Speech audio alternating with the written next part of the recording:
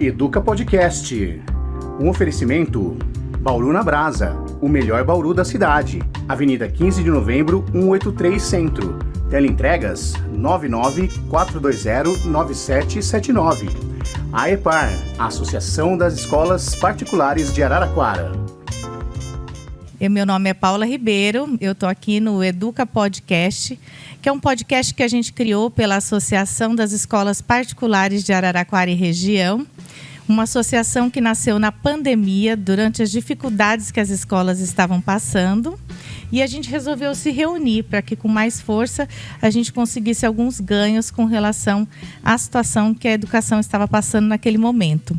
E aí, passado esse momento mais difícil de pandemia e tudo mais, nós ficamos então com o compromisso de levar a educação para todas as esferas e para todo mundo, para que isso se popularize e chegue na casa das pessoas. E uma maneira da gente fazer isso é fazendo esse podcast, onde você pode assistir da sua casa, lavando louça, no sofá, descansando, depois do trabalho, depois do dia difícil que vocês passaram. E nesse mesmo momento vocês ainda estão aprendendo, ainda estão ganhando, adquirindo conhecimento e participando ao vivo aqui conosco. Vocês podem tirar as suas dúvidas. E hoje nós estamos aqui com uma convidada muito especial.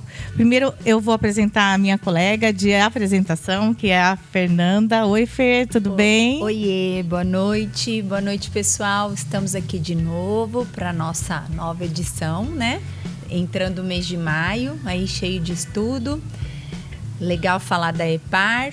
Vamos lá, vamos estudar, vamos nos informar, porque isso se faz necessário para todos, né? Então vamos seguir esse fluxo da nossa vida que está aí pedindo sempre informação. Todo mundo ligadinho que a noite vai ser legal. E hoje eu trouxe para vocês educadores e vocês pais, principalmente porque eu acredito que é uma angústia de todos, tanto educadores como pais.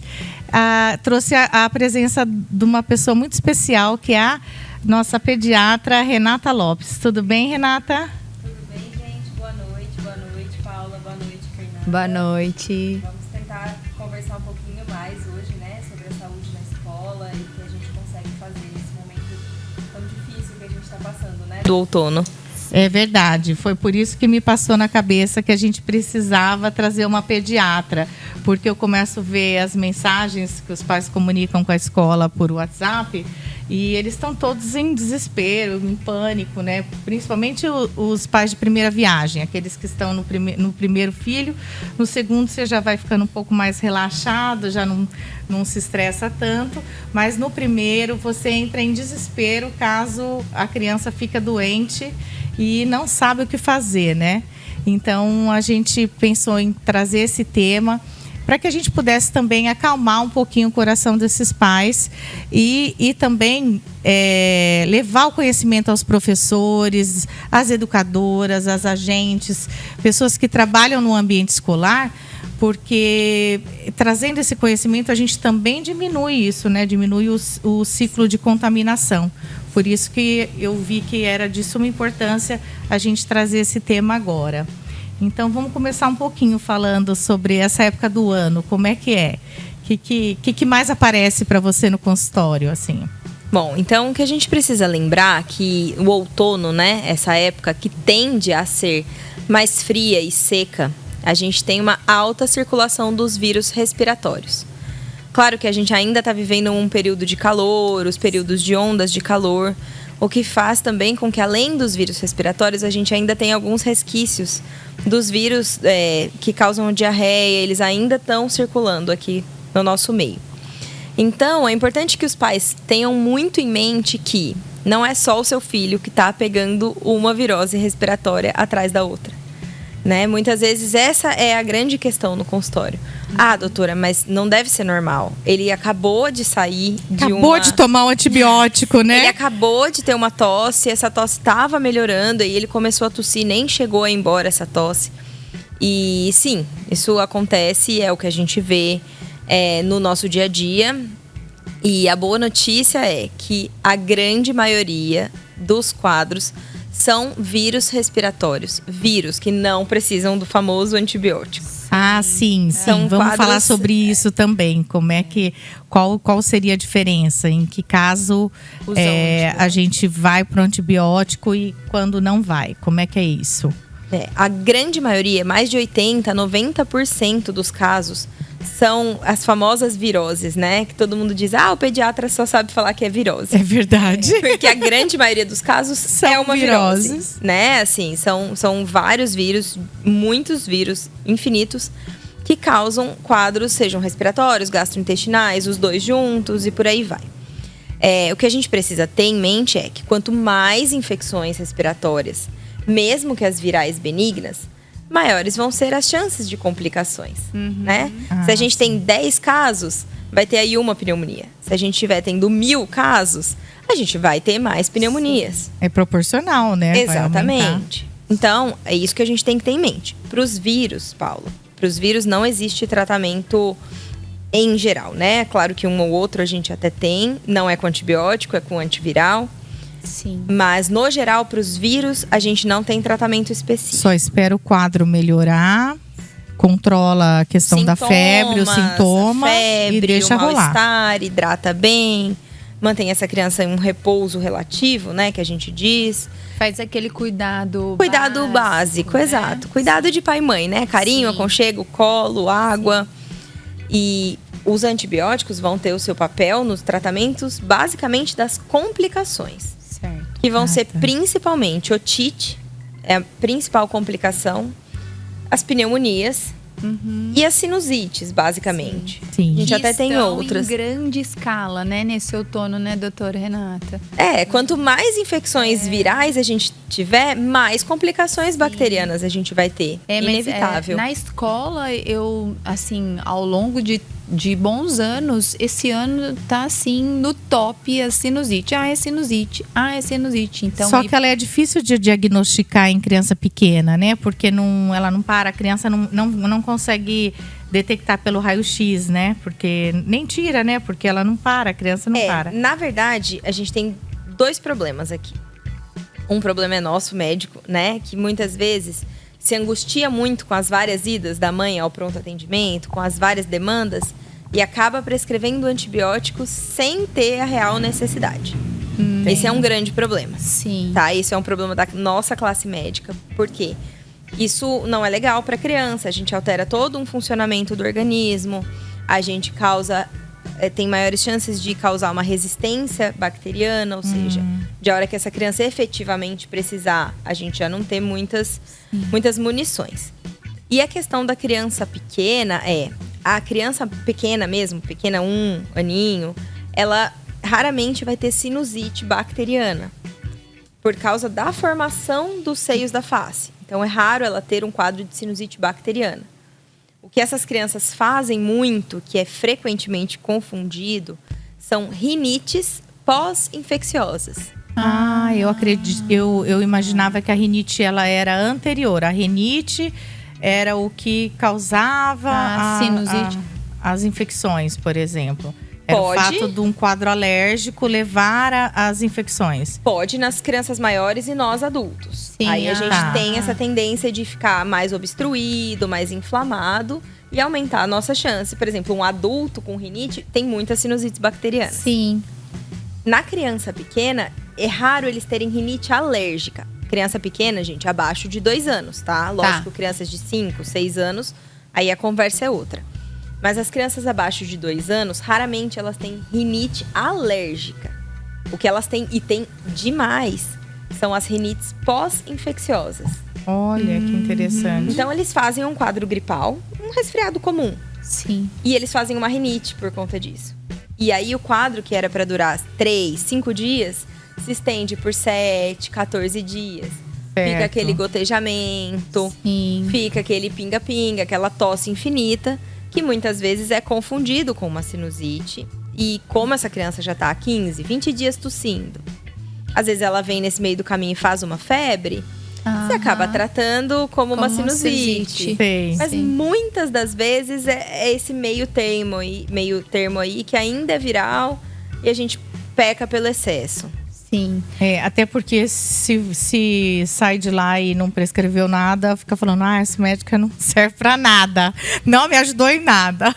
Infelizmente, aí esse não é o problema da classe médica. É problema de mãe, né? A gente fica num desespero. E principalmente quando você perde noite de sono. E aí, aí você quer curar. Eu sou dessas. Aí eu quero curar bem rápido, quero que a coisa acabe.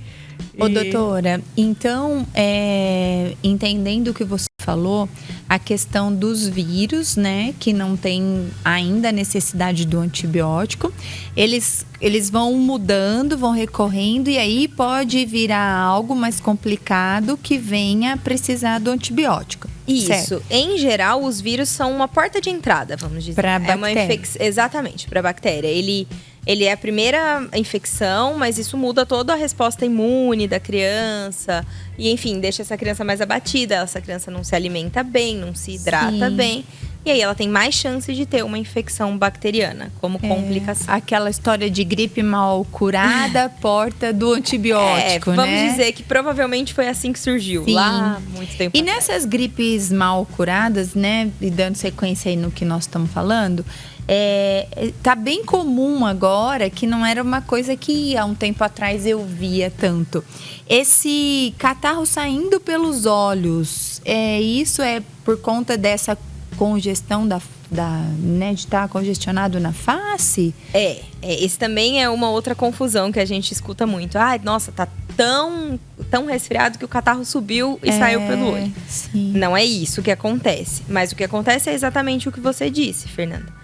Quando a gente está muito obstruído, né, nosso nariz, nossas vias aéreas, todas aqui atrás, elas estão inchadas. E se elas estão inchadas, elas levam essa congestão, essa obstrução da drenagem. Sim. E eles podem obstruir também a drenagem do canal lacrimal e aí ir acumulando secreção. Sim, porque às vezes na escola, né, Paula, nós confundimos com a conjuntivite. Isso. E aí fica... Aí vem a professora para nós falar, liga para a mãe do fulano, porque fulano tá com conjuntivite. Como é que eu vou saber, gente? Você já deu o diagnóstico, minha filha? Não dá, você tem que... Pode até avisar, é claro, mas o diagnóstico não somos nós que vamos dar, então... tem que esperar para ir ao médico, descobrir o que é exatamente, né? Para ver se vai... Dentro desse quadro, a maioria não vai ser uma conjuntivite verdadeira. Então, a transmissão do vírus, ela vai acontecer pelo vírus respiratório. Sim. Mas não vai ser aquela conjuntivite bacteriana que se alastra na escola. Assim. Sim, certo. Entendi. Seguindo, né, já que nós estamos falando dos resfriados, para depois nós voltarmos um pouquinho, que eu acho que é uma dúvida da grande maioria das diretoras, dos educadores, dos professores, de quem está na escola. Eu queria saber um pouquinho a sua opinião, doutora, sobre as lavagens nasais. Lembrando que isso não é um papel da escola, fazer a lavagem, né? Eu gostaria que você falasse um pouquinho, porque eu acho que ele é bem invasivo, né, para uma criança pequena, essa história de fazer coisas à força. Eu acho que nós precisamos desmistificar um pouco o que é da família e o que até onde a escola pode ir na questão de uma doença. Por isso que criança doente não pode ficar na escola. Mas o que você nos falaria sobre essa questão da lavagem? Você é favorável? Não é? O conceito fundamental da lavagem nasal a lavagem nasal é um alívio sintomático. Então, ela vem para melhorar essa congestão, para melhorar esse gotejamento que acontece aqui atrás, que faz a criança ter muita tosse. Aquela tosse que a criança deitou na cama, tosse. Então, ela é como se fosse uma dipirona para febre, vamos dizer. Entendi. É um tratamento sintomático. Ela vai aliviar sintomas, mas ela não vai abreviar a duração do resfriado. Então, se esse resfriado ia ali durar seus 5 ou 7 dias, ele vai continuar durando 5 a 7 dias. Certo. Com lavagem ou sem lavagem. Na minha prática do dia a dia, eu recomendo a lavagem nasal, não de rotina, tipo, para todas as crianças, todos os dias. Eu recomendo a lavagem nasal quando a criança está resfriada. No geral, né? Mas eu concordo com você que essa não é uma prática que precisa ser feita na escola. Sim. É uma prática que demanda, muitas vezes, uma conversa com a criança. O treino explicar. também, né? É o Isso. treino, é o hábito, né? É o hábito, é Às o vezes no explicar, começo é muito mostrar. tenso e depois Sim, vai ficando tudo bem. É incômodo, né, Sim. doutora? É como você fazer inalação. Tem crianças que adoram e tem bebezinhos que ficam apavorados com o barulhinho do inalador e tal. Aí você corre comprar um que não faz barulho. Você tenta de tudo, mas o que funciona mesmo é aquele que faz barulho, né? E eu acho... E hoje, depois de um tempo, a criança acostuma. Sim. Ela até nina com o barulhinho. Sim, Eu acho e a ele lavagem ótimo, porque ele nasal, até faz eles- o ruído branco. o ruído branco e a criança dorme. A lavagem nasal, ela segue mais ou menos essa mesma ideia. Depende de tempo, assim. Muitas vezes é você fazer na boneca, é você fazer no ursinho, é você fazer em você e explicar pra criança, é você ter paciência, a criança vai negar. E isso não dá pra ser uma prática rotineira no ambiente escolar, não tem como, assim. Até porque, se eu tenho 1000 coisas pra fazer e eu vou ter que lavar esse nariz, muitas das vezes isso vai virar uma confusão. Essa criança ela não vai querer, ela vai recusar, e aí fazer a força, eu concordo com você, não faz nenhum sentido. Aumenta o risco de eu pôr pressão demais, porque eu digo até eu mesmo, na minha própria filha posso fazer isso. Sim. E aí vai doer o ouvido, e aí pronto, Sim, já tá faz feita errado, a confusão. né? Até porque também na escola as crianças estão num grupo, Sim. né?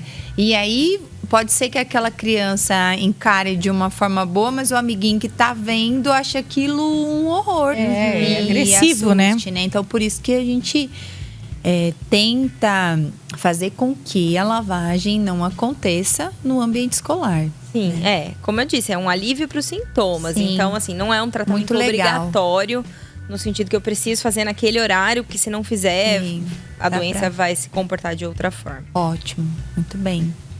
Eu queria perguntar um pouquinho a respeito do ambiente escolar. Como que a gente deve deixar esse ambiente limpo? Quais as ações a equipe da limpeza, mais os professores, mais os agentes, as pessoas envolvidas nesse processo, o que elas podem fazer para deixar o ambiente menos nocivo, de fato? Eu acho que o termo é realmente menos nocivo. Porque, assim, a gente pediatra, vocês... É né, impossível que impossível. seja livre de todas as Quando a gente as vê infecções, as crianças, eles estão ao mesmo tempo, 2 crianças pequenas, pegando o mesmo brinquedo e Sim. levando na boca. Sim. Então a gente precisa, claro, tentar minimizar, né? Isso não quer dizer que a gente não vai minimizar. Mas é por isso que a gente vê tanta transmissão no ambiente escolar. Porque não tem como a gente impedir que essas mesmas crianças estejam manuseando os mesmos objetos ao mesmo tempo. Então, o que a gente tem como principais orientações? A higiene do ambiente, né? Como uma higiene normal. Então, lavou piso, paredes, enfim, com água, sabão, água sanitária, a depender do piso. E os objetos, principalmente os objetos de plástico, né? Que são os mais fáceis de higienizar. Sempre que possível e que as crianças forem ficar um tempo longe, né, deles, higienizar com álcool 70. Pode ser por spray, paninho. Óbvio, a gente não vai fazer. Uma criança pegou e a gente higienizou. Até porque essa criança pode pegar de novo logo em seguida e levar na boca. Mas assim, pelo menos no final, né, do turno período, escolar, sim. do período. Então, higienizar, né? Então, teve uma aula naquele ambiente. Higieniza os brinquedos que foram usados com álcool e paninho mesmo. E a higiene da escola no fim do dia. E essa higiene da escola, por exemplo, seria usando qual tipo de produto? O cloro ou o álcool? O que é mais indicado para desinfecção do chão, por exemplo?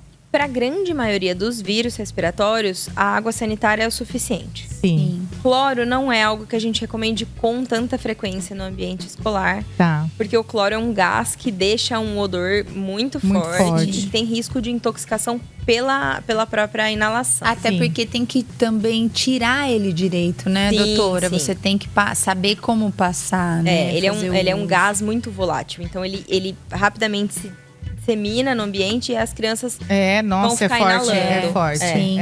Mas, doutora Renata, e agora que o álcool 70 vai ficar sair, extinto? né? Vai sair do mercado. Na verdade, Sim. ele vai sair do mercado, né? Mercado supermercados. Ah, mas pra nós... Vai continuar. Nós vamos poder continuar fazendo uso. Era mais uma questão de segurança, assim. Sim. Ele vai sair de supermercados. Sim. Você falou uma coisa que me chamou a atenção, né? Então, nós aprendemos isso na pandemia. A higienizar os brinquedos, os ambientes onde as crianças ficam, para a próxima turma entrar, fazer uso. Então, eu penso que tem coisas da pandemia que vieram para ficar, né? E essa questão da higiene, né, Paula? Eu acho que foi uma delas. ficou assim para todo mundo.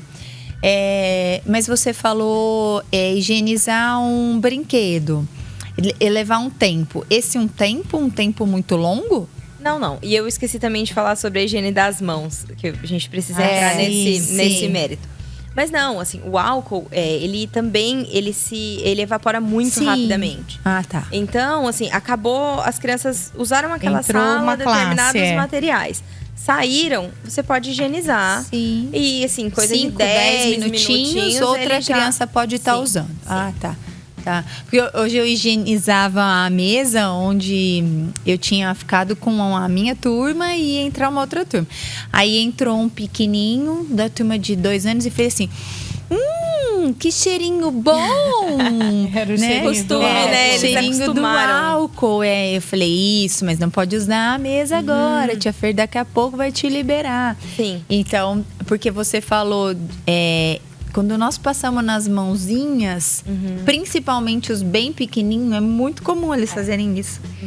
Levar no nariz, né? Então, o que você ia falar da higiene? Na verdade, acho que das cuidadoras, né? Das cuidadoras também, assim. A gente precisa lembrar que faz parte da higienização do ambiente a nossa higiene pessoal. Sim. A higiene de todos que estão frequentando o ambiente. Então, é muito importante que as cuidadoras higienizem as mãos da mesma forma que a gente higieniza no ambiente hospitalar. Nos mesmos momentos, vamos dizer assim. Então, assim, antes de manusear uma criança, a gente sempre tem que higienizar a mão. Depois de manusear uma criança, a gente tem que higienizar a mão de novo. Vai pegar na outra criança. Vai higienizar novamente, porque é antes e depois. Sempre. Isso. Esses são os Fez momentos. a troca, né? Tá numa criança, vai para outra, lavou a mão entre uma criança. uma Então, assim, os criança e momentos outra. básicos são sempre que você vai pegar num material, você higieniza a mão antes e depois. Sempre que você vai pegar numa criança, você higieniza a mão antes e depois. É fundamental. Com relação à higiene das crianças, o melhor para as crianças menores é água e sabão. Sim. Por isso, assim, há um risco maior de intoxicação com o álcool. Sim. Lógico que as crianças pós-pandemia aprenderam, assim, a usar o álcool gel muito, né? Eles já adoram. entendem. Mas o mais recomendado para as crianças menores é água e sabão. E para todas as outras pessoas, se houver sinais de sujidade na mão, então, porventura, essa professora foi trocar uma fralda e encostou ali no cocôzinho da criança. Aí é água e sabão. Aí o álcool não serve. Mas não, é só para higiene mesmo. Aí não tem sinal de sujidade, aí o álcool é suficiente. E, por exemplo, a professora colocou a criança no trocador. Trocou essa criança. O correto é ela ir lá, lavar a mão para pegar na outra criança e limpar o trocador para entrar outra criança, é isso. Exatamente, né? Você disse que um dos maiores casos que acontece são surtos de diarreia, né?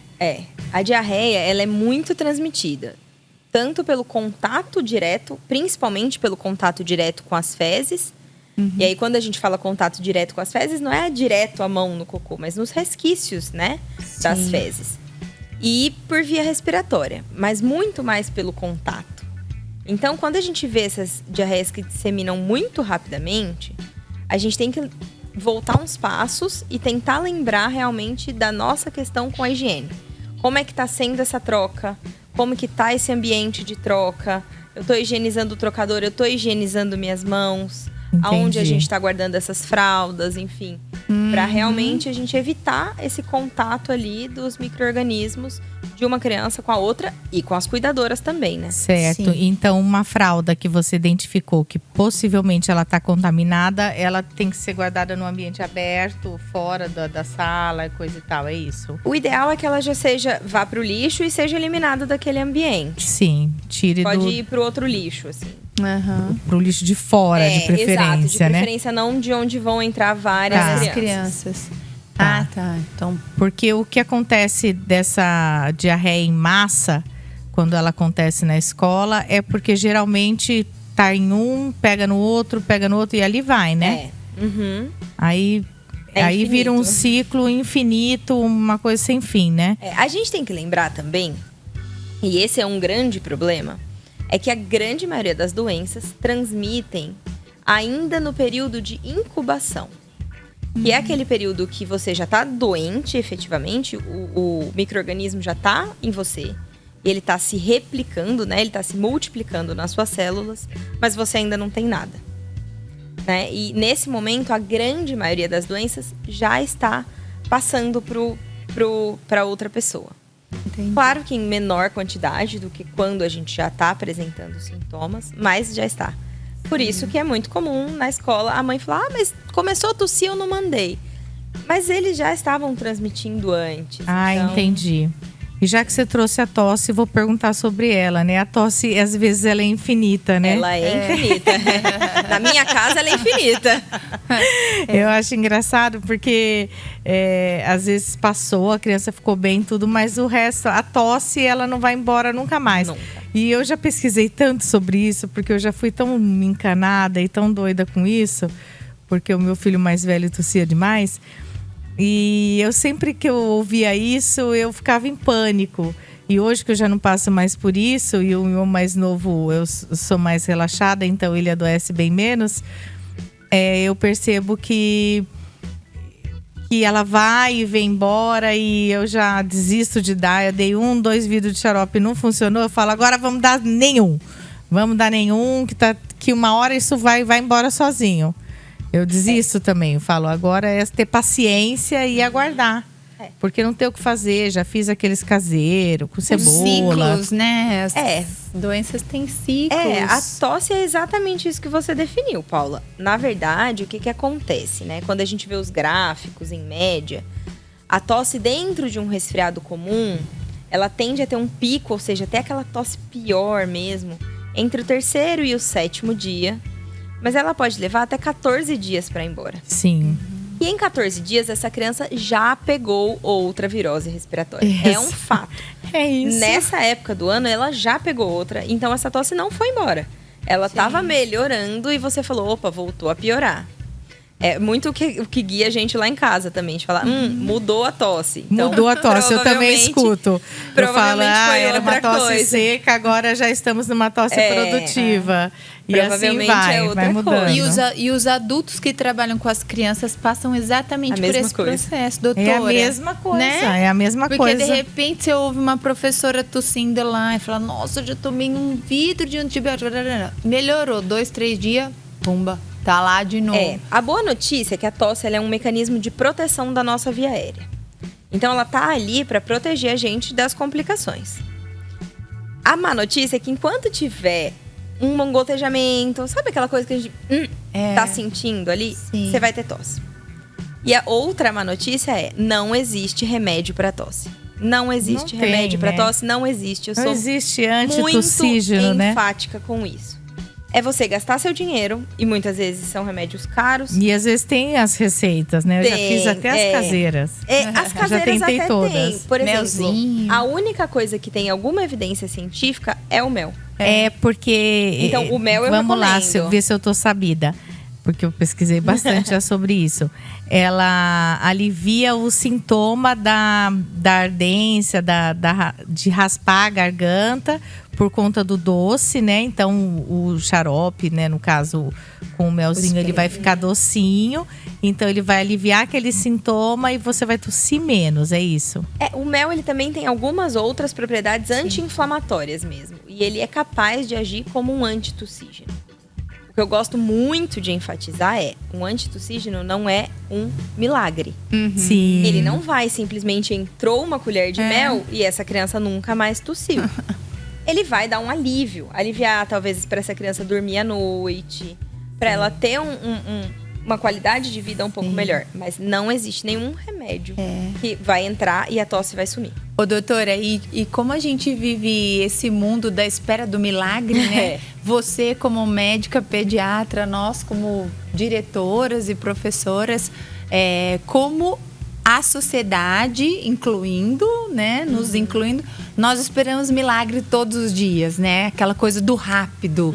Eu seja quero. breve, Se eu não sei ficar doente, nem eu não sei que meus filhos também fiquem doentes. Não sei lidar com isso. Então é essa coisa de, nossa, mas já tomei o mel, mas já fiz e nada resolve, né? Porque vivemos um pouquinho disso, né? Sim, eu entendo muito. Ainda mais esse uma lado. sociedade imediatista que nós estamos vivendo, né? Imagina que a gente tem paciência de ficar doente, esperar 3 a 7 dias. o ciclo, exato. Eu entendo Pra me muito derrubar isso. era só Covid mesmo. E olhe lá, só no tempo em que era obrigatório também. Porque agora, se me pegar, acho que eu nem testo pra não saber. É muito difícil, assim. Eu entendo isso como pediatra. Eu entendo a angústia da mãe quando ela chega na primeira febre, no primeiro dia de tosse. E eu entendo isso como mãe. Eu sei o tanto que é difícil você passar uma noite escutando uma criança tossir a noite inteira. E no não ter outro o que dia fazer, né? Não ter o que fazer. Não ter o que fazer. E no outro dia levantar, escovar o dente, tomar um banho e ter que trabalhar como se você tivesse dormido a noite toda. Sim. Eu entendo totalmente essa angústia. Mas, infelizmente, não tem o que a gente fazer. A gente tem que ter paciência. E tudo que a gente fizer não vai abreviar. E, pelo contrário, aumenta o risco de efeito colateral.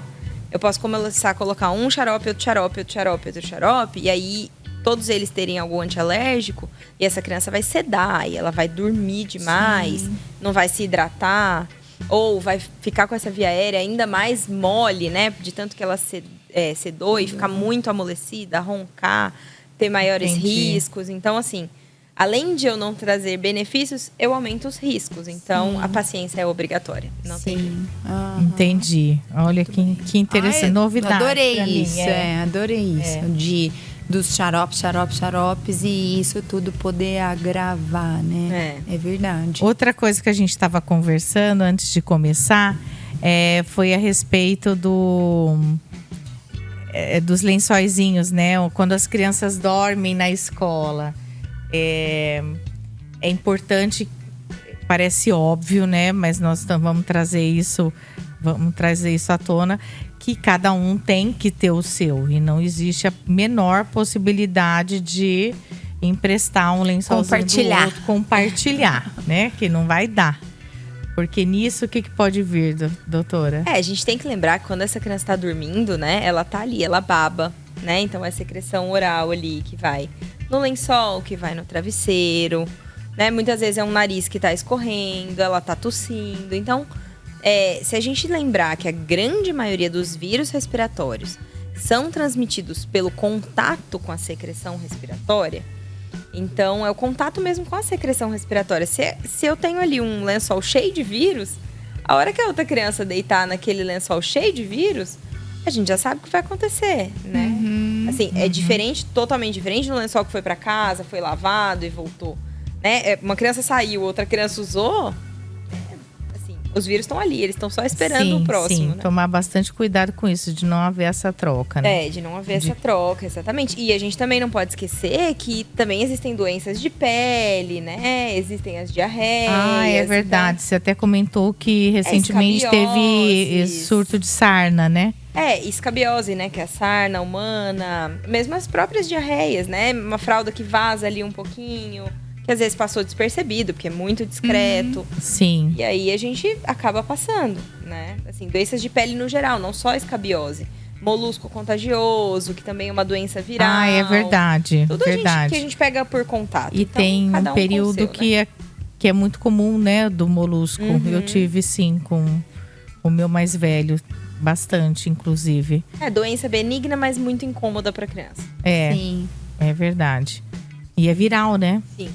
É viral. É viral. E aí a criança coçou, leva de um lado para o outro, né? E vira. E aparece para você situações como como é que chama aquilo? É bichinho de areia? Sim. Sim, aparece. Bicho geográfico? Mas ainda aí aparece ainda isso? aparece, Aí é mais o contato com o tanque de areia, né? Porque aí é parasita. Então aí não passa de uma criança para outra.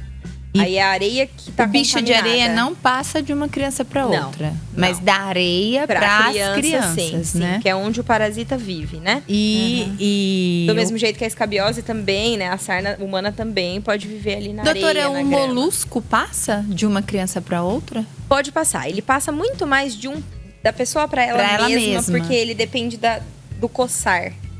O coçar da lesão. Mas sim, pode passar. Mas pode passar. Uhum. Eu já tive caso de uma criança e aí, na época, por desinformação, uma outra apareceu. Então, tipo, ficou aquilo, será que passa? Mas É, muito pouco provável. Geralmente eles passam muito mais deles para eles mesmos. Assim. Então, não é uma doença, por exemplo, que a gente precisa acontece afastar da escola. pela baixa imunidade ou não? É uma doença viral, então tem épocas de circulação. Tá. Essas de pele tem muita relação com a pele. Com, por exemplo, crianças que têm dermatite atópica têm mais chance de ter.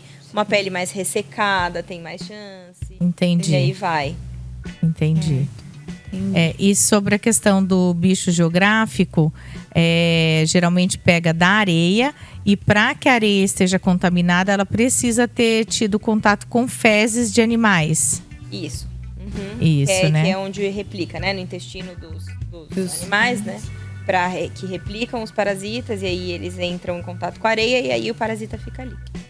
Certo. E aí depois tem contato. Por isso que Então, é muito comum em praia, né? sim. Praia, menos comum em tanque de areia. praça praça pública, né? Sim. Porque não dá para ter o controle dos animais. Sim. E já na escola a gente hoje consegue ter o controle de não ter o faz a higiene da areia né? e também não tem contato com o animal. Na grama sintética também pode ocorrer? Na grama sintética eu nunca vi relato. Porque o gatinho também, às vezes, passa por... Mas é porque aí a gente tá falando do ambiente biológico que o parasita precisa para sobreviver, Sim. que a grama sintética provavelmente não vai proporcionar. Tá, então... Provavelmente a grama sintética não. Não tenho certeza absoluta, mas provavelmente não. Porque ela não vai permitir um ambiente biológico para aquele parasita que foi eliminado nas fezes sobreviver. Entendi. Porque ele vai morrer, ele vai acabar morrendo. Porque ele não é, então, oportuno pro parasita, né? Exato. O gatinho pode ir lá pro gato, sim, mas pode até, às vezes, fazer as necessidades Exato, dele, mas não pro parasita sobreviver, né? Tá. E a pergunta de $1 milhão, né? Existe alguma coisa para aumentar a imunidade das crianças? Existe sim, só não é uma fórmula mágica. Eu acho que a pergunta de $1 milhão, na verdade, é que as pessoas querem uma resposta mágica e não existe. Ou querem o nome do medicamento, né? Isso não existe. Milagroso. Né? Não Isso não existe. Nada do que apareceu até hoje no mercado vai estar fazendo algum efeito com relação a isso. Não. A imunidade, como que a gente melhora a imunidade? Alimentação saudável, né? Então, não adianta ter uma alimentação cheia de salgadinho, cheia de miojo, cheia de chocolate, bolacha recheada e querer que essa criança não adoeça. Entendi. Sono de qualidade.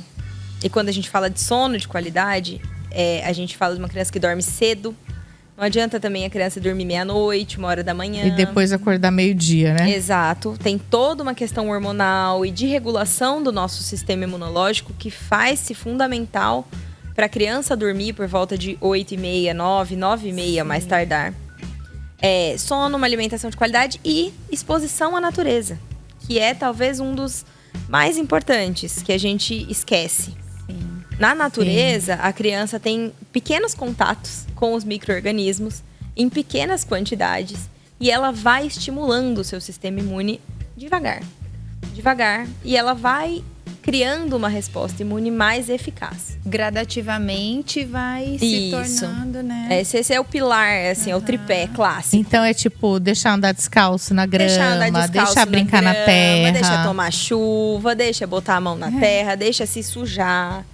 Tá? Certo. Assim, é muito sabido e tem muitos estudos que mostram que aquela criança que é criada em um ambiente estéril, um ambiente todo higienizado o tempo todo, ela adoece muito mais e ela adoece mais gravemente. Também. Nós vimos isso na época da Covid, né, doutora? Sim. Quando nós ficamos muito quando a gente voltou e quando foi voltando, as pessoas foram tendo seus contatos, mas aqueles que ficaram muito ainda restritos passaram por isso, né? E na Europa, por exemplo, eles não deixam dar banho na criança todo dia, porque tira a imunidade. Sim. Então tem que escolher os dias que vai tomar banho e tudo mais, porque o banho é muito cultural, né? É mais senão cultural você vai do que tirando, qualquer outra. Vai deixando a criança desprotegida, eles falam, né? Da imunidade. Deixar nossas crianças brincarem na grama, na terra, se sujar, fazer bagunça. E eu acho que uma coisa que nós colocamos muito na escola, doutora, né? Quando nós recebemos os pais para fazerem as matrículas dos seus filhos, eu ouço muito, Paula deve ouvir também, nos diretores, né, das escolas aqui da EPAR. Vai ficar doente? Ai, tia Fê, vai ficar doente? Sim, vai ficar doente. Mas são aqueles primeiros 6 meses que a criança vai ter contato com essa vida social. E aí é um pouco disso que você estava falando. Gradativamente, ela vai tomando um pouquinho de cada vírus, né? Desse grupo de pares que a criança vai começar a viver. E isso vai se acalmar. Sim. A não ser que a criança tenha uma propensão muito grande a adoecer mais rápido. Então, aí é uma outra questão. Sim. Mas a entrada na escola também faz um pouco disso, que você falou, né? Faz. É o contato com a natureza humana, né? Na verdade, a entrada na escola, ela vem num sentido assim. A gente tem muitas crianças, quando a gente compara com em casa, né? Em casa é 1, 2, hoje em dia, crianças, né? De idades diferentes. Sim. Na escola são várias crianças da mesma idade. Muitas vezes em um ambiente fechado, porque a gente tem que fazer atividades em ambientes fechados também. E as nossas crianças, eu brinco isso muito com a minha filha, assim. Eles têm uma higiene respiratória muito ruim, né? Eles estão conversando, eles tossem um na cara dos outros. Sim. Eles limpam o nariz e estão pegando nas coisas. Sim. Então, assim, o nosso sistema imune, ele nasce com a gente, mas ele vai se aprimorando à medida que a gente vai tendo contatos. Então, a entrada na escola nada mais é do que esses contatos. A gente pega um sistema imune cru e tem contatos. E aí a gente vai aprimorando e ele vai ficando cada vez mais especializado. Por isso desse início. Legal. Então esse início é um sistema imune cru recebendo várias novidades, várias notícias novas, vários contatos novos. E ele vai fazendo as suas respostas imunes ficarem cada vez mais rápidas e mais eficazes. Então, não é que a criança deixa de ter contatos. Depois de 6, 8 meses, 1 ano. Ele ainda tem, mas ele tem uma resposta imune mais rápido. Então, às vezes, é aquela mãe que via que seu filho tossir, agora vê seu filho escorrer um nariz e pronto. Certo, Ouvia 3, 4 dias de febre. E acontece, e um dia. né? Conforme a criança vai crescendo, acontece isso. E às vezes, para consolar os pais, eu falo: olha, a única coisa que eu posso te dizer é que passa. Tudo isso vai passar, a criança vai ficar melhor, vão ser mais espaçados. E conforme ela vai ganhando idade, ela vai ganhando a imunidade também. E vai dar tudo certo, né? Claro, se não entra em nenhuma situação grave. Falando de crianças saudáveis, a gente né? Tá falando de Sim. Do que é mais comum. Exato, o mais comum. E grosseiramente o mais comum. Eu estava comentando com ela que quando eu comecei, né, 28 anos atrás, né, acho que eu tinha 17 anos quando eu comecei a dar aula, eu ficava muito ruim de dor de garganta, assim, semanalmente. E eu falava: nossa, eu vou ter que tirar a amígdala. E ficava falando: será que eu vou dar conta, né, de trabalhar com isso? Porque eu adoecia demais. Era muito. E depois de um tempo passou. Então, nós, quando começamos também, a gente também sofre com isso. E a gente leva para casa, né? No seu caso, você leva para casa. Pra minha filha, ela não gosta. Sua filha. Os nossos funcionários novos, né? Quando eu contrato menina nova, elas ficam muito doentes. Elas adoecem muito rápido e dá aquele desesperinho também, né? Que nós temos que acalmar, falar, calma, vai passar. Tudo isso também. É um período, Você só voltou a ser criança por um período, mas já vai passar. Sim, então é muito comum mesmo. E o nosso sistema imune, ele faz toda essa resposta quando a gente é criança e fica muito, muito eficaz. E ao longo do tempo, ele vai esquecendo das coisas que a gente não tem tanto contato. E por isso que depois de um tempo, quando a gente já adulto volta a ter contato, a gente volta a demorar mais. Mas rapidamente a gente relembra e fica eficaz de novo. Sim. É interessante isso, porque eu vejo que as meninas, quando começam, elas têm, né? Elas acabam pegando com mais facilidade as coisas e não tem muita paciência, né? Ninguém tem, né? Tem paciência. Que é o que nós estamos falando. É o imediatismo, né? Eu acho que o tema hoje gira em torno da palavra paciência, né, doutora? Sim. A gente tem que ter paciência, tem que ter colo, tem que ter carinho, tem que ter bastante hidratação. Tem que ter compreensão com essa mãe, né? Que ela entra em pânico, porque geralmente é mãe de primeira viagem, ela não tem muita experiência, então eu oriento bastante, sabe? Porque já passei por algumas experiências, então dá para compartilhar. Mas é isso. E também eu queria fazer uma outra pergunta a respeito da sua opinião sobre vivenciar isso, né? Da criança ter questões respiratórias ou febre com recorrência bastante repetitiva. E aí essa criança vai ao pediatra e ele manda tirar da escola. Qual que é a sua opinião a respeito disso? Eu acho assim, a gente precisa... Claro que cada caso tem que ser individualizado. Eu tô falando no geral, né? Das crianças saudáveis. Não vai mudar muita coisa. Lembra que eu falei no início, né? As nossas crianças, 80% a 90% das infecções vão ser vírus benignos. São quadros que vão passar eu brinco muito isso no consultório. Vai passar com a gente, sem a gente ou apesar da gente. Então, é verdade. Vai passar. É verdade. Então, as mães precisam ter... Eu sempre brinco que a gente... mães precisam ter um pediatra para chamar de seu. Esse é o primeiro ponto. Porque se você tem um profissional de confiança, que você leva, que o profissional examina e que ele vai te falar com tranquilidade, olha, isso é um quadro benigno, a gente vai só acompanhar. Ou olha, aqui pode ser uma complicação, a gente vai investigar. Aí você já consegue ter essa tranquilidade para manter seu filho na escola, entendendo que a maioria das infecções dele foram benignas.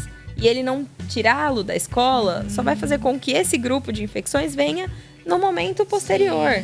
Sim, é isso que eu penso. Você só vai postergar uma situação que está por vir. Você tem que passar pelo processo. Não tem como pular isso, não tem como isso não acontecer. De uma maneira ou de outra. Ou vai acontecer com ele pequenininho, ou com maiorzinho, ou na fase adulta. Mas vai acontecer. Não tem como fugir. Existem grupos de pacientes que a gente tem um pouco essa orientação. São, por exemplo, os prematuros, são os pacientes com alguma suspeita de defeitos da imunidade. E aí, quando a gente fala defeitos da imunidade, não são essas viroses respiratórias. São realmente pacientes com complicações muito frequentes. Então, toda vez que faz um resfriado, faz uma pneumonia. Toda vez que faz um resfriado, faz uma otite, ou já teve uma infecção grave, uma septicemia, enfim. Esses pacientes a gente tenta, peraí, tá estranho, vamos tirar, observar, tratar efetivamente a doença de base, o que tiver que tratar, para depois reintroduzir. As crianças saudáveis, a gente só vai atrasar a resposta delas do sistema imune, ele vai acontecer. Então, uma criança entrar na escola aos 2, você tirar os 2 anos e 3, você vai vivenciar tudo isso de novo se você botar ela com 3. Exatamente. Você vai passar tudo de novo. Você vai resetar o seu reloginho. Reseta, não tem jeito. Você não vai pular etapa, né? Então, é importante que todo mundo preste atenção nisso, porque é de extrema importância. Principalmente para aqueles que querem, como solução, vou tirar a criança da escola. Vai poupar ela do quê? Não adianta. Vai poupar o pediatra de receber mensagem do WhatsApp. É verdade. Talvez seja por aí, né? É verdade. E essa é uma informação que é num bate-papo desses que nós conseguimos, né? Porque nem sempre você tem esse tipo de esclarecimento na consulta ou na conversa com a comadre ali da esquina ou no portão da escola, né? Fica tudo muito no eu acho, né? E eu penso que para tratar de doença, para tratar de saúde, tem que ser com um especialista. Tem que ser com um profissional, né, Fer? Tem que ser com argumentação científica, né? Sim. Estudada. Profissional disposto a examinar direitinho aquela criança, olhar ela inteirinha e ver se realmente ele não encontrou nada, se tá tudo bem de verdade. Talvez reavaliar essa criança. Uma coisa que eu faço muito com os meus pacientes é: olha, hoje não tem nada, mas se acontecer isso, daqui um dia eu quero ver de novo. Sim. Nem que eu tenha que examinar essa criança todos os dias. Nem que vocês tenham que trazer ela para mim aqui todos os dias para eu examinar de novo. Mas muitas das vezes é assim que a gente evita um antibiótico que não precisa, um corticoide que não precisa. É assim, é tendo atenção, é um olhar, é se embasar em ciência sempre. E tendo um olhar empático com a família e tendo uma troca legal também. Assim. Você me fala o que está acontecendo de verdade, eu te falo o que a gente está encontrando e por aí vai. Outra coisa que eu quero perguntar também para você com relação ao consultório. As pessoas buscam você no consultório para dar uma olhadinha na criança e ver o que você acha, se é autista, se não é, puxando a sua opinião. Sim, acontece isso? Acontece. Questionamentos assim, desse nível?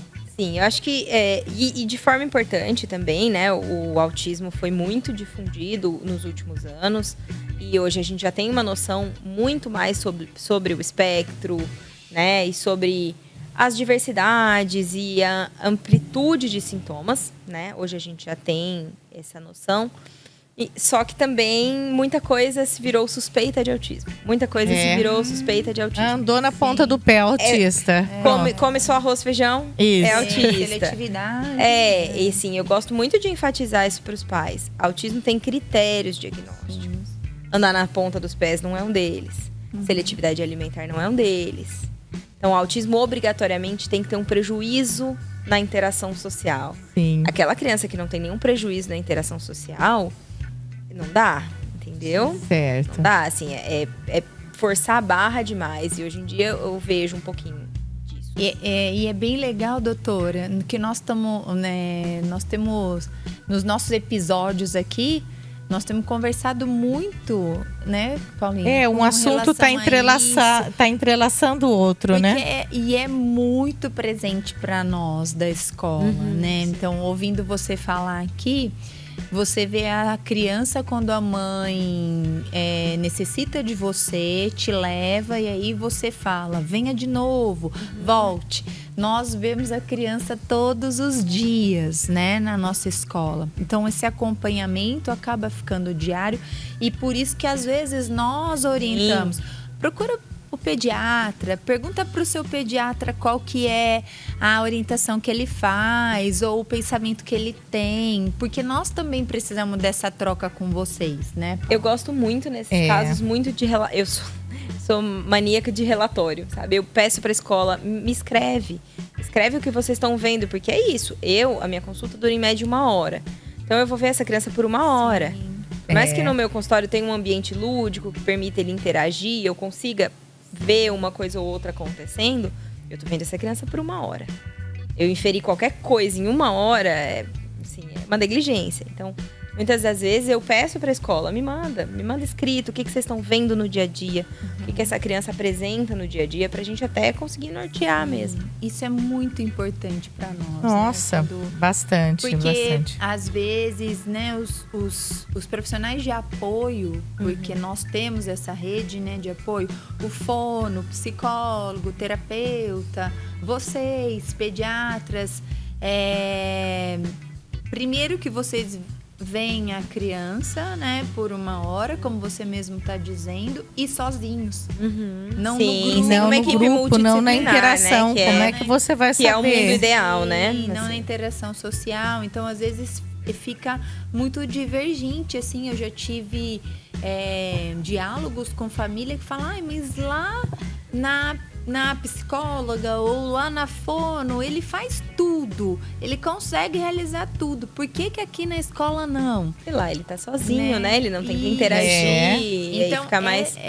Fica menos difícil, vamos dizer Isso, assim. essa questão saúde e educação, ela fica sempre páreo a páreo. É tudo sempre entrelaçado, né? Nos direcionando, né? Eu tava escutando ela falar a respeito de para ganhar imunidade, levar essa criança para a natureza e tudo mais. Teve muito a ver com o nosso último podcast, que era sobre o brincar. Sim. E o brincar na natureza, usando os elementos da natureza e tudo mais. Então, realmente, faz todo sentido uma coisa entrelaçando na outra.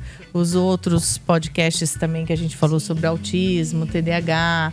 Então, tem tudo muito a ver com essa questão da saúde, principalmente, né? Não tem como, né? Nós estamos lidando com o mesmo instrumento, né? Exatamente, o indivíduo é o mesmo, né? São indivíduos, então, né? Cada um... Sempre. Sim. Cada um dentro da sua particularidade. São indivíduos, mas cada um com o seu funcionamento, né? E aí, doutora, vamos para o assuntinho que gera uma polêmica, talvez, né? Mas eu queria que você falasse um pouquinho sobre vacinas, né? Como que você está pensando isso? O que você orienta os seus pacientes, né? Que você colocasse um pouco. A questão de vacinas, na verdade, gera uma polêmica desnecessária. Sendo bem sincera, eu sou até um pouco radical nesse sentido. Pro outro lado, na verdade. As vacinas que o Brasil tem, um dos programas de imunizações nacionais e públicos, gratuitos, melhores do mundo. Que servem, inclusive, nosso PNI, né, nosso Programa Nacional de Imunizações, ele serve como espelho para muitos países do mundo fazerem seus programas. A gente vê nos Estados Unidos muitas vacinações privadas. Então, lá, eles têm muitas vacinas, mas é tudo pago. A gente tem muitas vacinas gratuitas. E as mesmas, tá? Não tô falando que lá eles têm vacinas diferentes das nossas.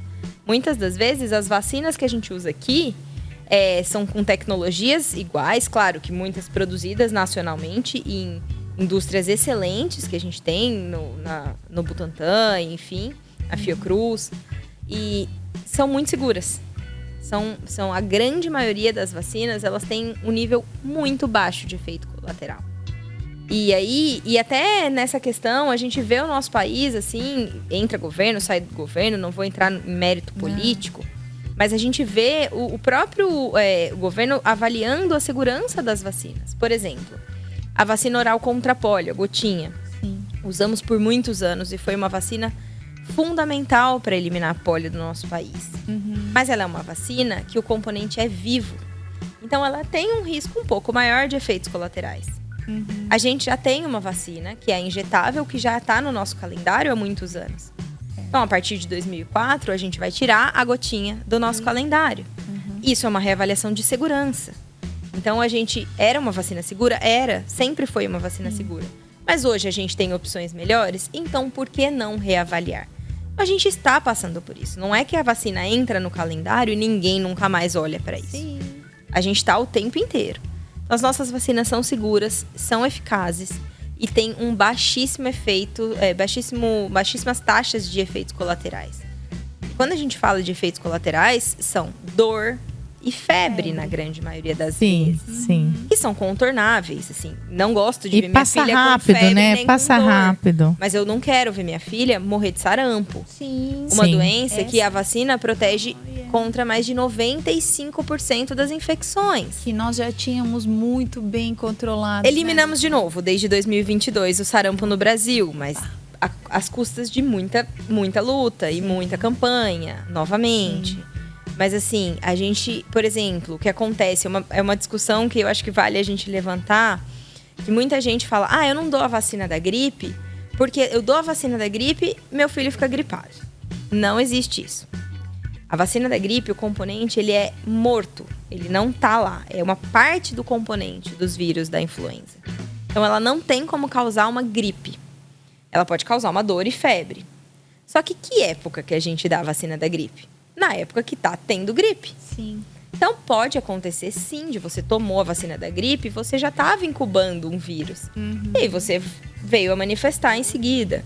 Isso é muito frequente de acontecer por causa da época do ano. Então, a gente precisa lembrar que as vacinas são seguras, são eficazes e são uma das melhores formas da gente prevenir contra as doenças graves. Vamos prevenir contra os resfriados comuns? Não. Mas nem é o objetivo. Mas pode evitar O nosso uma objetivo fatalidade. é né? prevenir, por exemplo, contra as otites graves que vão levar à perda auditiva, que podem vir nos resfriados. Complicações. As pneumonias graves que levam à morte. As meningites que levam as crianças à morte. Exato. Então, a gente tem um recurso, por isso que eu falo que é uma polêmica que não faz sentido. A gente tem recurso para evitar que as nossas crianças morram. Não tô nem dizendo que elas adoeçam, eu digo que elas morram.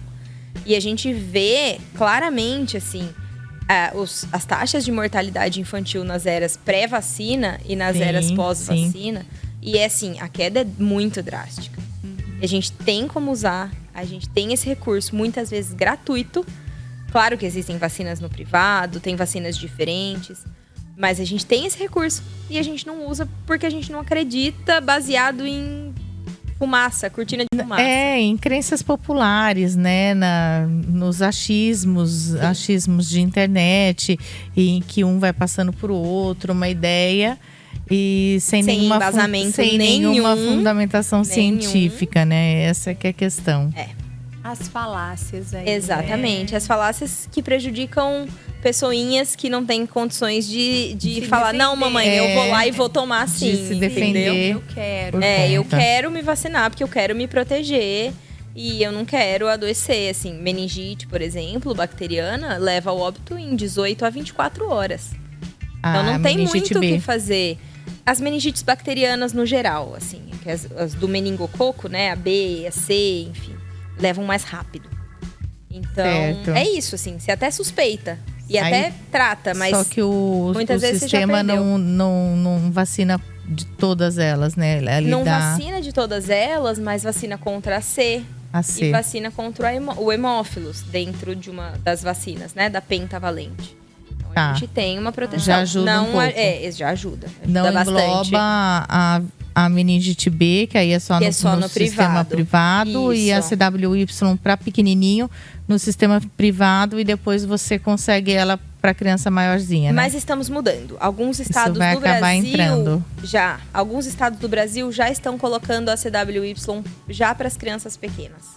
A gente já está conseguindo produzir em mais larga escala e é aquilo, assim, a gente está sempre reavaliando E ela é um deve pouco entrar. menos agressiva do que a Não. B e a... Não, quanto a isso não, assim, Não. é só amplia Mata em em proteção. questão de horas também. Ah, sim. Mata em questão de horas. Ai, gente, terrível. Então tem que vacinar mesmo. Sim. E se não tem, e se tem condição, dá uma apertadinha aí e paga para vacinar Conversa com o no pediatra, privado. faz uma Eu faço um gosto muito de fazer cronograma, um né? Eu ranking faço- de prioridades. Então, o que Exato. eu priorizo primeiro? Que se você tiver dinheiro para só para uma, foca nessa. Se você tiver dinheiro para uma ou duas, foca nessa e nessa. Foi o que aconteceu comigo quando eu fui fazer a opção, fui escolher, fui estudar qual que eu ia pagar. Sim, eu acho muito importante. Exatamente. Mas, de toda forma, uma criança imunizada pelo SUS, Sistema Único de Saúde, ela já Também tem uma ela proteção já tem um leque enorme, né? Enorme. É bem completo. Exato. Isso vem de encontro com a pergunta que eu ia te fazer. Cada escola tem uma proposta pedagógica a ser seguida, né, a ser orientada, é aquilo que te norteia. Então, as crianças podem entrar para a escola com 4 meses em alguns lugares, com 6 em outros, e aí cada um tem a sua característica. Eu, Fernanda, gosto da explicação de há muito tempo atrás, que até os 4 meses a criança tinha as vacinas principais para que ela se fortalecesse e não adoecesse de forma radical de coisas que poderiam ser previsíveis. Você acha que essa idade de 4 meses, até 4 meses, as vacinas principais são dadas? As principais vacinas são dadas até os 3 meses. Tá? Assim, as primeiras doses, as primeiras doses do calendário, da maioria das vacinas do calendário vacinal, são dadas de 0 a 3 meses. Sim. Aí a gente entra com segunda, terceira dose e os reforços. Sim. O que a gente não tem até os 4 meses? É a vacina do sarampo, rubéola e cachumba. E é uma vacina que a gente usou a dose 0 até um tempo, mas agora a gente já não está usando mais, que era aquela dose aos 6 meses. Sim. Então agora a gente voltou a dá-la só aos 12 meses. E a gente não tem a vacina. E a da catapora entra aí também. Sim. E a gente não tem a vacina da hepatite A, basicamente, né? Assim, das doenças que são mais transmissíveis em escola, vamos dizer assim. E, por exemplo, também não tem a vacina da febre amarela, mas não faz grandes diferenças. Então, sim, até os 3 meses a gente tem a primeira dose das principais vacinas do calendário. É também o momento que eu falo para os pais, a partir dos 3 meses você pode relaxar um pouco e passear num shopping. Conseguir levar essa criança em algum sair lugar, um pouco mais, assim, que não seja para ambientes abertos. Antes disso não é indicado, né? Eu não recomendo. Não assim. recomendo. Não ir para uma pracinha, ver natureza, que é importante, mas não ir, por exemplo, para um shopping. Ou para uma festa infantil, né? Uma festa infantil cheia de... Então, assim, sim, até os 3 meses a gente tem as principais. A gente já está indo para o final, vi que não tem muitas questões para a gente ler aqui, mas eu vou trazer mais uma que é a respeito da medicação na escola. O que você acredita a respeito disso? Se deve dar medicação na escola, se cabe à escola medicar uma criança ou não. Vai também, como a Fernanda disse, da proposta pedagógica de cada escola, do regulamento interno que foi construído e é construído individual, né? Cada escola tem o seu regulamento e tem a sua proposta. De forma particular. E aqui em Araraquara, o Conselho não conseguiu regulamentar isso ainda para que fosse o mesmo... uma normativa para todas as escolas. Isso não aconteceu. Houve um movimento há uns anos atrás, mas depois veio a pandemia e acabou não seguindo isso adiante. Tá esquecido, né? Tá pausado. Vamos ver como é que a gente pode lidar com isso no futuro. Mas a questão é, mesmo assim, por eu ter participado dessa fase de estudos, na minha escola, por exemplo, eu não permito a entrada de medicamento. E não permito a administração de medicamento dentro da escola. Como que você vê isso? Eu acho que a gente tem que pesar situações diferentes. Por exemplo, febre. Febre é um sintoma. Isso é até uma orientação da Sociedade de Pediatria. Você não precisa baixar a febre a qualquer custo. Não tem urgência em você medicar a febre. Eu sei que dá angústia, sei como mãe que vê um filho com febre, dá angústia, a gente quer que baixe, mas não tem uma urgência. Você não precisa sair correndo para medicar essa febre e correr o risco de na escola dar um remédio que a criança é alérgica. Sim. Ou correr o risco de dar um remédio com uma dose maior do que o que deveria. Sim. A mãe às vezes te passa o peso errado, você dá o remédio, pode virar uma confusão. Não tem essa necessidade, não tem essa urgência. Não preciso ter essa urgência de correr e medicar a criança. Inclusive as crianças que têm histórico de convulsão febril.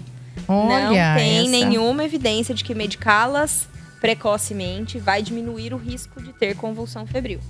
Se elas forem ter a convulsão, elas vão ter Vão ter do mesmo qualquer jeito. temperatura, com remédio ou sem o remédio. Sim. Então não existe essa urgência. Febre é um sintoma que deve ser medicado a depender do estado geral da criança. Então, por exemplo, na febre, eu acho muito mais prudente que a gente ligue pra mãe. Isso. Vem buscar Sim, tal. sim. Antibiótico, a mesma coisa. Imagina uma escola com 50 crianças, se 10 estiverem tomando antibiótico, Cada hora Como é que Os você frascos não todos trabalha, né? armazenados na Você geladeira. só medica. todos muito parecidos. Sim. E aí a gente aumenta o risco de troca, Sim. de dar um remédio errado e virar aquela outra confusão. Sim. Errar horário, enfim. Se a gente erra em casa, gente, imagina que a gente tem um pra medicar, esquece. Sim. Essa é uma situação. Outra situação que eu acho que a gente precisa levar em consideração é: hoje em dia, cada vez mais, a gente tem crianças com doenças crônicas entrando no ambiente escolar, né? A gente tem uma melhora da nossa tecnologia e das nossas condições de assistência. Então, a gente tem, por exemplo, crianças com epilepsia que vão precisar tomar a medicação de 6 em 6 horas ou de 8 em 8 horas de forma crônica. Então, talvez essa criança vai precisar, de alguma forma, ser medicada. Porque essa criança não pode não entrar na escola e ela também não pode ficar sem o remédio. Sim. Crianças, por exemplo, com doenças reumatológicas, que às vezes tem um imunossupressor, na grande maioria das vezes a gente usa uma vez só por dia. Então não tem a menor necessidade de ser na escola. Ser no horário escolar, Mas se porventura é uma medicação que precisa fracionar várias vezes ao dia, também não é recomendado tirar essa criança da escola por anos a fio. Uma criança que tem asma, por exemplo, eu não acho que ela tem que fazer o tratamento da asma dela na escola. Mas talvez ela tenha que ter a orientação Tem a da necessidade primeira medicação de- de resgate. Uhum. Então o pediatra orientou que, num caso disso acontecer, a gente vai fazer a bombinha, ligar pro SAMU, ou a bombinha e ligar pra mãe. E pronto. Não, Sim. vou fazer a bombinha de 6 em 6 horas por 5 dias na escola. Aí não. Cuidar disso. né? Certo. A minha opinião é medicações de uso agudo, né? Então, tratamento de uma infecção, o tratamento de uma crise de asma, enfim. Essa criança fica em casa. Essa criança recebe todos os cuidados em casa e depois ela retorna para a escola. Sim. Diferente das crianças de uso crônico, que aí a gente não tem, nem deve, né? A gente precisa pensar nessa criança como um Sim. todo. E aí pode ser necessário de ser medicada no horário escolar. Mas de uso agudo, eu acho que não tem menor indicação. E é importante que as pessoas entendam que não é de responsabilidade da escola. Nós não temos formação para isso, né? Sim. Os pedagogos não têm Nenhuma. nenhuma Mas eu acho que formação você para foi fazer muito isso. clara agora. Então né? não dá para a gente assumir um papel que não é nosso. Confunde o remédio. Você Gente, responsabiliza. isso acontece. Isso acontece. A gente vê isso acontecer em hospital, com um Com profissional pessoas treinado. especializadas, exatamente. Então, assim, e aí, por exemplo, a professora foi medicar, a criança cuspiu. A professora não sabe o que fazer. Sim. Dou de novo, Dou de não novo. dou? Ah. O que eu faço? Sim. Então, assim, não tem. E outra coisa, a gente precisa lembrar, né? Essa criança tá com febre, ela tá com mal-estar, ela tá usando um remédio que às vezes não tá deixando ela legal. Então, você vai mandar essa criança pra escola, que aproveitamento ela vai ter na escola? Assim? Sim. Quanto que ela vai ganhar nesses dias lá? Mas deixa ela descansando um pouquinho, foca na hidratação. Eu sempre gosto de dizer do carinho, do aconchego, que isso faz muita diferença. Da nossa presença, aí ela vai melhorar e aí ela vai retornar. Rapidinho, né? Mais Porque as rápido do crianças- que As crianças se recuperam muito. mais rápido do que a gente imagina. Sim. É isso aí. Ó, a gente já tá aí com, deixa eu ver quanto tempo de live, não tá mostrando aqui para mim. Ô, doutora, só fala um pouquinho da sua especialidade, né? Que nós Isso, estávamos isso. conversando. Eu queria que ela falasse um pouquinho Você- onde você atende, da sua especialidade. E depois a gente coloca aqui nos comentários o seu contato. Eu sou pediatra de formação, né? Fiz minha faculdade na Universidade Federal do Triângulo Mineiro de Medicina e fiz pediatria e reumatologia pediátrica na Universidade Federal de São Paulo, na Unifesp. A gente estava conversando porque sempre que a gente fala, sou reumatologista infantil, reumatologista pediátrica, ninguém acredita que existe. E a criança precisa de um criança reumatologista, precisa. né? Tanto que somos muito poucos no país, assim. Temos menos de 100 profissionais atuando no país atualmente. É uma especialidade com doenças mais raras. Então, doenças autoimunes, como lúpus, artrite, as inflamações musculares, doenças crônicas, então doenças mais complexas, né? Por isso que eu te falei das medicações de uso crônico. Eu tenho pacientes que vão usar por uma vida, né, a medicação. Então, as dores de crescimento também, muitas vezes, é o Olha. reumatologista que acompanha, que investiga, que encontra se é mesmo uma dor de crescimento ou não. Mas a gente é muito... E as febres recorrentes, as doenças que a gente chama de autoinflamatórias. Então, hoje a gente tem grandes grupos de doenças, dentre elas as autoimunes, que a gente tem problemas da nossa imunidade atacando nós mesmos. Olha. E as doenças autoinflamatórias, que são doenças que a gente causa uma autoinflamação, a gente se inflama sozinho. Tendem a cursar com febres recorrentes. Então, aquela criança que tem febre todo mês, sem grandes explicações, já tá ali com 4, 5 meses de febre e ninguém encontra o que é, essa criança merece uma investigação maior para essas doenças. Então, uma especialidade rara, com doenças não tão frequentes, doenças complexas, mas que merecem um cuidado muito particular. E aí, no caso, o pediatra que não tem a sua especialidade, ele encaminha a criança para o reumatologista infantil. Como das outras especialidades mesmo pediátricas, a grande questão é que vai do pediatra suspeitar quando mandar, né? Entendi. E aí ele encaminha. E onde que você atende? Eu atendo no Instituto de Saúde Especializado, o ISE, que fica ali na rua Casimiro Pérez, 180, no Vila Harmonia. Uma clínica muito bonita ali para as crianças. Bonita, as crianças né? amam. É verdade, já passei Temos lá várias na frente. especialidades, Tem vários bastante profissionais que trabalham lá, né? Sim. É uma clínica muito grande, muito conceituada. E as crianças amam, porque na sala de espera é uma brinquedoteca, com brinquedão e tudo. Então, Nossa, que às delícia. vezes para trazer para dentro da sala é difícil. Quem quer, né? Tem que consultar lá fora. Exatamente. Ai, que bom. Legal. Fiquei muito feliz de você ter aceitado o nosso convite. Quero te agradecer por estar aqui compartilhando com a gente todo esse conhecimento. Toda vez que a gente se reúne, né, Fer? A gente sai muito mais sabida, podemos dizer, com relação a coisas que a gente vai usar na nossa rotina mesmo, né? E isso é qualidade, isso depois a gente vai transformar em qualidade de atendimento para os sem nossos dúvidas. alunos. Então é importante a participação das pessoas aí que a gente acaba convidando. Tem uma gama muito grande de educadores que nos seguem, que a gente se comunica em grupos de WhatsApp e eu gostaria muito que houvesse essa participação, porque são conhecimentos que chegam a ser até básicos para um bom atendimento. Então, não tem como a gente fugir de estudar, de estar sempre se aprimorando, de estar sempre buscando a formação. E hoje, embora facilmente a gente encontre muitas coisas na internet, a gente também encontra muitas coisas erradas. Difícil de filtrar, né? Tá cada vez mais tá difícil porque de a gente não sabe o que é real, o que não é, o que é profissional, o que não é. A pessoa sai lá, solta um videozinho. Minha mãe adora compartilhar esses vídeos, não sabe nem quem tá falando. E aí leva como lei maior. E ela vai ficar brava porque eu falei isso. Mas é fato, né, que a gente precisa investigar a fonte, saber de onde que veio e tudo mais, se isso é real. Então, nós estamos aqui com uma profissional da área. Então, todo mundo pode confiar.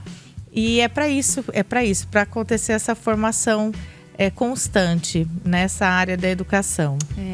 Na verdade, eu encerro agradecendo você, doutora Renata, porque foi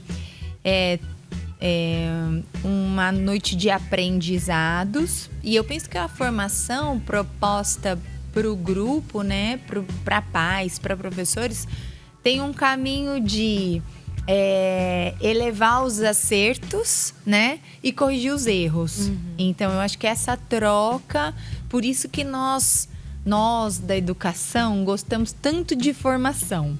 Né? Porque eu acho que nós buscamos isso constantemente. E é uma questão de responsabilidade também, né? E essa troca com vocês, que tem uma visão muito, muito paralela, né? A nossa, caminhamos juntas, educação, saúde, não dá para desvincular uma coisa da outra. Ela só traz benefícios, né? Então, muito obrigada por estar aqui nessa noite. Tomara que o pessoal tenha curtido aí.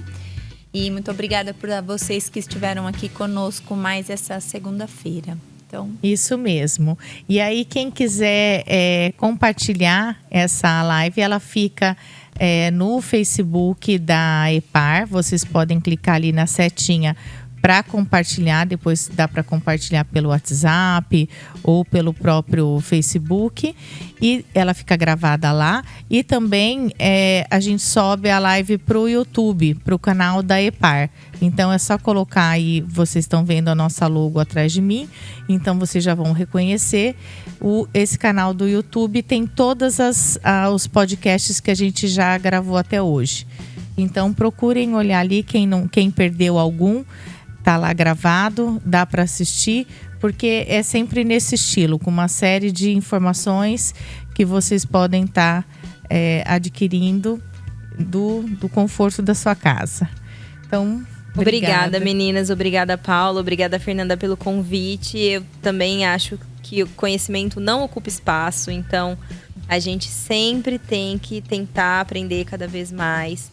E é nossa responsabilidade para as nossas crianças, né? Para com as nossas crianças, que a gente aprenda para a gente trazer o melhor para elas. Exatamente. Então, boa noite para todo mundo. Obrigada por ficarem com a gente. E até daqui 15 dias, quando a gente tem o nosso próximo episódio. Boa noite para vocês. Um beijão. Boa noite.